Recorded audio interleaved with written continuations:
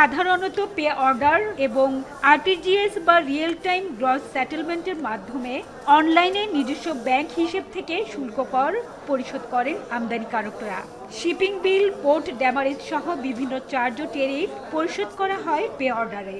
কিন্তু আর্থিক ঝুঁকিতে থাকা ইসলামী ব্যাংক সহ 60টি ব্যাংকের গ্রাহকরা অনলাইনে শুল্ক কর পরিশোধে সমস্যায় পড়ছেন। এসব ব্যাংকের অ্যাকাউন্ট থেকে আরটিজিএস করতে পারছেন না গ্রাহকরা, সেই সঙ্গে ফান্ডও ট্রান্সফার করা যাচ্ছে না।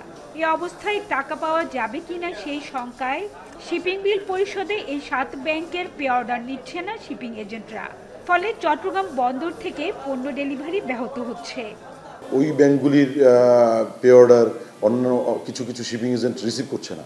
তারাও ঝুঁকিপূর্ণ মনে করছে, হয়তো মনে করেছে এই পে অর্ডারগুলি ক্যাশ হবে না বা অন্য কিছু হবে না, যে কারণে শিপিং এজেন্টগুলি খুব ভীত হয়ে গিয়েছিল মনে হয়।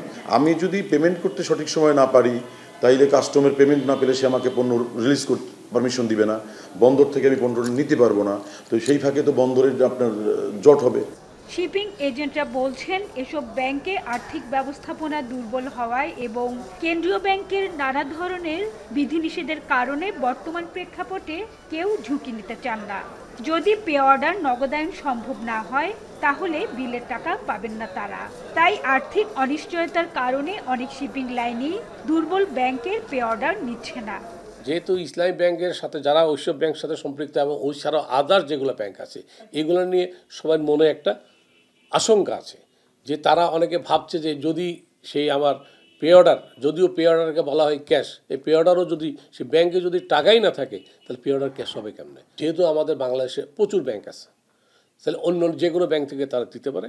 আর এই ব্যাপারে যদি প্রপারলি কোনো গাইড আসে আমাদের সংশ্লিষ্ট সংস্থার থেকে, তাইলে তখন হয়তো আশ্বস্ত যদি হয়, নাইলে তো এই যে বিদেশি কোম্পানি পর্যন্ত ডিক্লেয়ার দিয়ে তারা বন্ধ রাখছে। সোমবার এক প্রজ্ঞাপনে ইসলামী ব্যাংক, ফার্স্ট সিকিউরিটি ইসলামী bank, Bangladesh commerce bank, union bank, Bangladesh social ইসলামী ব্যাংক ও গ্লোবাল ইসলামী ব্যাংক, এই 6টি ব্যাংকের ঋণ বিতরণ কার্যক্রম সীমিত এবং এসব ব্যাংক থেকে এলসি খোলা নিষিদ্ধ করেছে বাংলাদেশ ব্যাংক। হাজেরা শিউলি, এখন, চট্টগ্রাম। সানবিট সব দিবে সামাল। সানবিট ম্যাজিক প্রেস ডিশওয়াশিং এর মাথা ঘোরানো সলিউশন।